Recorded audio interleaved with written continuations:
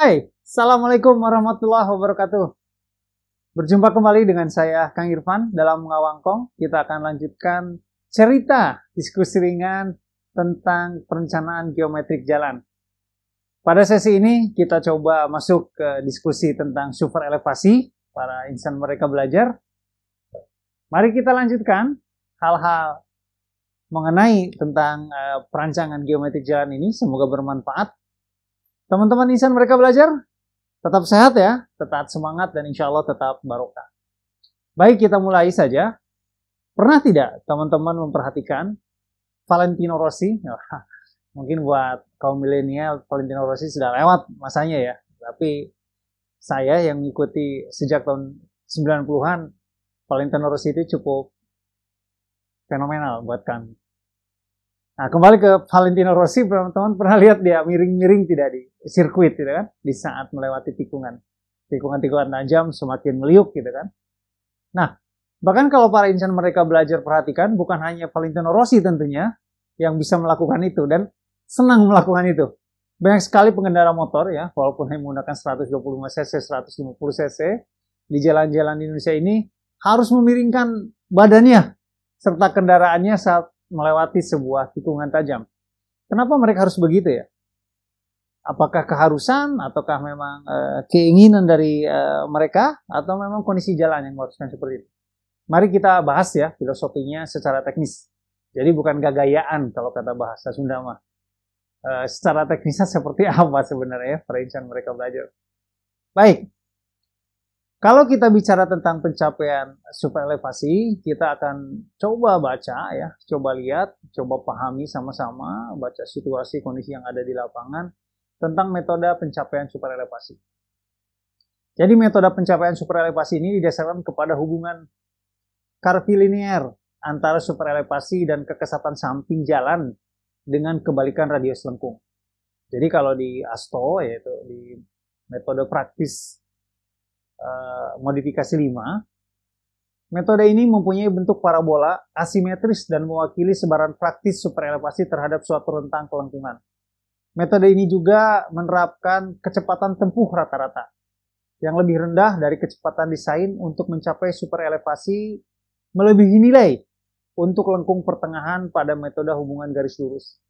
Metode ini berasumsi bahwa tidak semua pengendara dapat berkendaraan berjalan dengan kecepatan yang sama dengan kecepatan desain. Jadi ada perbedaan antara kecepatan desain dengan kecepatan operasional. Seperti para insan mereka belajar dapat dilihat di belakang ini ya, di monitor Anda semua, di layar, bahwa tabel ini menunjukkan hubungan antara VD dengan kecepatan tempuh rata-rata kendaraan. Jadi di ASTO 2001, saya ambil dari ASTO 2001, merujuk pada metode distribution super elevasi dan kekesatan samping, dapat dilihat antara VD dengan V tempuh rata-rata ya. Misalnya yang bisa kita lihat adalah 100, untuk VD 100 km per jam, maka V tempuh rata-ratanya sebenarnya di angka 85 ya. Jadi itu yang akan menjadi dasar selanjutnya di dalam menghitung metode pencapaian super elevasi. Baik, para insan mereka belajar, dari tabel ini mari kita bergerak ke nilai super elevasi maksimum. Jadi di Indonesia, di Permen PU nomor 19 tahun 2011 sudah ditetapkan super elevasi maksimum adalah 8% untuk jalan antar kota, jalan perkotaan, dan jalan bebas hambatan. Jadi standarnya tidak boleh lebih dari 8%. Di standar-standar lama kita menemukan yang 10% ya, seperti di ASTO juga ada 10%. Tapi untuk jalan antar kota, jalan perkotaan, dan JBH menurut Permen PU nomor 19 2011 itu 8% maksimal. Nah, kalau kita bicara maksimal, bagaimana dengan nilai super elevasi minimumnya? Pada kecepatan menengah dan rendah, lebih dikehendaki agar semua tikungan memiliki nilai super elevasi setidaknya sama dengan kemiringan melintang normal pada bagian lurus. Jadi kalau pada bagian lurus, kita biasa menggunakan 2% ya, atau 3% pada daerah dengan curah hujan yang cukup tinggi. Jadi kita bisa gunakan yang mana ya? Kalau yang 2% berarti minimumnya 2%. Tapi kalau di tempat yang curah hujannya cukup tinggi, kita gunakan 3%. Kemudian pada tikungan besar, kemiringan melintang jalan yang normal hendaknya dipertimbangkan dapat disesuaikan ya dengan kondisi-kondisi alam, kondisi-kondisi lingkungan, kondisi yang harus terjadi. Barangkali silakan disimak di belakang ini di layar tabel kelandaian relatif maksimal. Jadi kalau di tabel ini ada 3 kolom. Di kolom pertama adalah VD.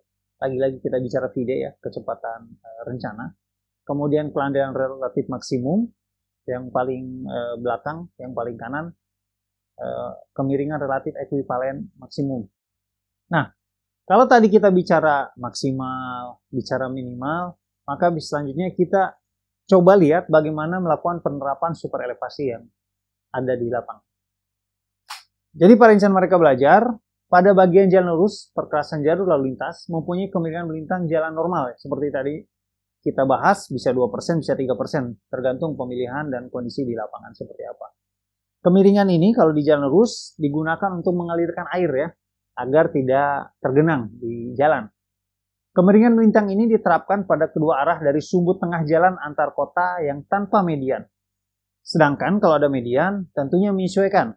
Setiap jalur lalu lintas biasanya mempunyai profil kemiringan searah menjauhi median. Jadi median menjadi puncaknya, gitu kan. Kalau lajurnya kiri, berarti dia buang ke kiri. Kalau lajurnya kanan, dia juga buang ke kanan. Disesuaikan saja. Nah, kalau kita bicara penerapan super elevasi, maka kita bicara sumbu rotasi. Sumbu rotasi adalah titik di mana kemiringan melintang jalan berputar untuk membentuk super elevasi. Tergantung pada jenis fasilitas jalan itu sendiri. Potongan melintang jalan yang digunakan, medan dan lokasi jalan. Nah, pada jalan dengan 2 lajur, 2 arah, super elevasi dibentuk dengan rotasi setiap setengah perpotongan melintang. Jangan lupa bahu jalan juga dimasukkan ke bagian kemiringan ini. Karena kalau bahu jalannya tidak diikutin, nanti kemiringannya mentok di bahu ya. Bahu jalan ini mesti pada garis tengah atau sumbu rotasi. Di monitor ini teman-teman bisa melihat gambar bagaimana cara merotasi. Nah, sedangkan pada jalan yang dilengkapi median yang sempit, ya, jadi ada median tapi sempit, gitu. Kedua badan jalan bisa dirotasikan di garis tengah median. Jika median jalannya lebar, sumbu rotasi biasanya sepanjang tepi median dari setiap badan jalan, terutama pada daerah yang datar. Nah, ini mungkin juga silakan ya dapat dilihat di monitor ini di belakang di layar Anda bagaimana perubahan super elevasi yang terjadi. Ini sudah mempertimbangkan kondisi median, kalau ada median, kalau tidak ada median maka akan sempurna alirannya ya, tidak terpotong median. Kira-kira seperti itu ya. Kita nanti akan lihat di sini kapan lengkung kurva melingkar ini masuk, kapan spiralnya ada, gitu kan, kapan lengkung peralihannya dicapai. Jadi teman-teman bisa melihat garis dari PI menuju SC, menuju TS ya, sampai dengan SSD, atau sebaliknya kalau ke depan kita bicara CS, bicara ST, dan bicara SLA. Kemudian kembali ke kemiringan normal. Baik, kita lanjutkan tentang laju rotasi. Nah, laju rotasi ini dibatasi tidak melampaui 2,5% per detik waktu tempuh pada kecepatan operasi. Panjang minimum pencapaian super elevasi untuk memenuhi kriteria laju rotasi yang sesuai bisa diturunkan dari persamaan seperti dapat dilihat di belakang ini. Dengan ketentuan ya, laju rotasi itu hanya 3,5% atau 0,035 radian per detik. Ini mengikuti VD di bawah 80 km per jam. Sementara untuk VD di atas 80 km per jam, para insan mereka belajar bisa menggunakan 2,5% laju rotasi atau 0,025 radian per detik. Sedangkan LLR adalah panjang pencapaian super elevasi berdasarkan kriteria laju rotasi. Satuannya meter ya, LRR ini. S1, para insan mereka belajar, memiliki arti kemiringan melintang normal. Satuannya sama, persen ya. Sementara R2 adalah super elevasi penuh. Satuannya juga tetap persen. V adalah kecepatan operasi, satuannya kilometer per jam. Sementara R adalah laju rotasi dalam persen. Nah, jika para insan Merdeka Belajar selaku desainer membutuhkan melakukan peningkatan laju rotasi sebagai upaya mengatur jalur aliran air hujan, maka bisa dipertimbangkan menaikkan laju rotasi untuk mengurangi panjang jalur aliran dan mengurangi kemungkinan kendaraan mengalami aquaplaning. Nah ini ya kalau di negara kita yang curah hujannya memang kadang sangat tinggi, masuk ke jalan yang memiliki lajur cukup banyak gitu ya, terutama di jalan tol gitu, bisa ada yang 5 lajur ya, seperti Jagorawi di daerah Cililitan itu mungkin saja terjadi aquaplaning ya, karena aliran airnya jauh dan lambat gitu kan. Nah, sehingga laju 3,5% per detik bisa diperkenankan untuk jalan-jalan berkecepatan lebih tinggi dan 4% untuk jalan-jalan yang dibangun pada medan pegunungan.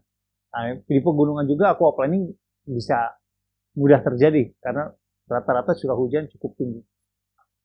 Itu kalau kita bicara hubungan aquaplaning ya dengan laju rotasi di super elevasi. Baik, para insan Merdeka Belajar, mari kita lihat tentang kelandaian relatif. Untuk penampilan dan kenyamanan, panjang run-off super elevasi hendaknya didasarkan atas perbedaan maksimum yang dapat diterima antara kelandaian memanjang sumbu rotasi dan tepi perkerasan. Nah, sumbu rotasi biasanya adalah garis tengah jalan yang tanpa memisah jalan, tetapi bisa tepi dalam atau tepi luar perkerasan pada jalan yang dilengkapi oleh median. Sementara kelandaian relatif maksimum bervariasi dengan kecepatan desain untuk memberikan panjang run-off yang lebih panjang pada kecepatan yang lebih tinggi dan lebih pendek pada kecepatan yang lebih rendah. Ini menyesuaikan saja ya.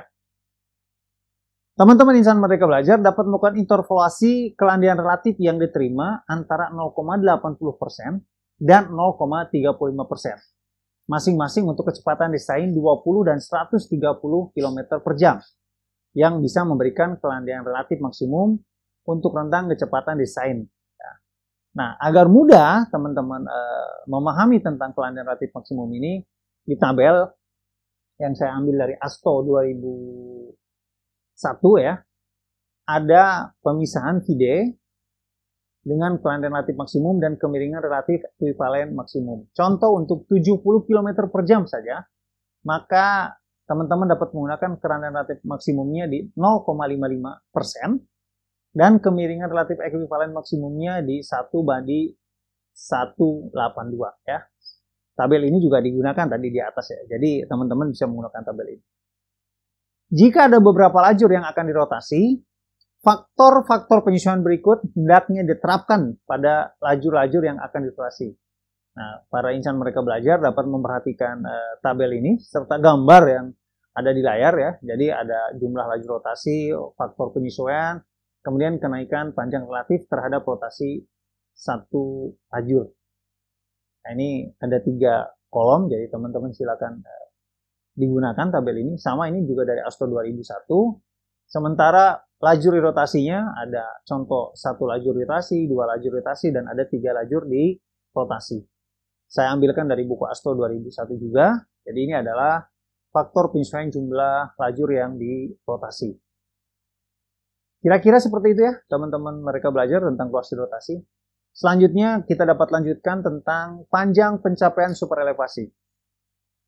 Dalam ASTO juga tersedia berbagai tabel. Jadi ada beberapa tabel ya, cukup banyak. Ditunjukkan panjang run-off atau transisi, radius tikungan atau lebih kita kenal dengan jari-jari atau R ya, dan super elevasi maksimum untuk kecepatan desain yang berbeda. Di dalam metode 5 ASTO digunakan untuk distribusi super elevasi dalam kode E ya, dan friksi dalam kode F dalam menghitung super elevasi yang tepat. Dalam kondisi cuaca ekstrim, kendaraan dapat melakukan perjalanan yang aman pada kecepatan lebih tinggi dari kecepatan desain pada tikungan. Hal ini disebabkan perkembangan hubungan radius super elevasi yang menggunakan faktor friksi yang umumnya lebih rendah daripada yang biasa dicapai. Nah, panjang run-off super elevasi LR berdasarkan lebar jalur yang bervariasi dari 3,5, 3 meter, 2,75 meter. Untuk lajur lainnya, panjang run-off yang sesuai bervariasi secara proporsional Akan tetapi ingat ya, panjang round off hendaknya digunakan untuk semua kasus agar konsisten dan praktis. Nah, model ini dapat digunakan teman-teman mereka belajar. Bisa dilihat ya, ini LR artinya panjang minimum lengkung peralihan atau run off dalam satuan meter. Kemudian delta adalah kelandian relatif maksimum dalam persen.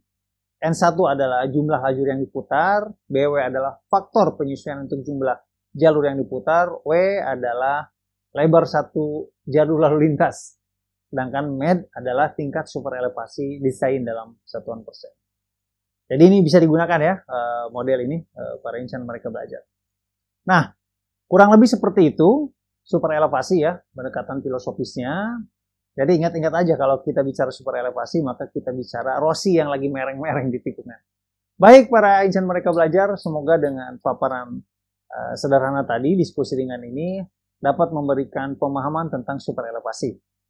Untuk diskusi praktis tentang perencanaan elemen horizontal, kita akan gabungkan dari 3 video terakhir kita tentang perancangan geometrik jalan ini. Dan teman-teman dapat melihat video lanjutnya, yaitu merancang full cycle dalam 5 menit saja. Kenapa saya berani mengatakan itu? Karena teman-teman sudah menyimak video-video sebelumnya, artinya secara filosofis paham. Mulai bicara koridor, kecepatan desain, pengelompokan jalan, medan, kemudian bicara super elevasi yang terakhir ini gitu kan. Sehingga dengan mudah menggunakan tabel yang ada di ASTO, pemahaman tentang super elevasi, teman-teman bisa membuat atau merancang lengkung yang cukup banyak ya, itu full cycle hanya dalam 5 menit. Silakan teman-teman simak di video berikutnya. Terima kasih. Cukup sampai sini dulu. Sehat selalu ya, dan tetap semangat. Insya Allah diberikan barokah. Assalamualaikum warahmatullahi wabarakatuh.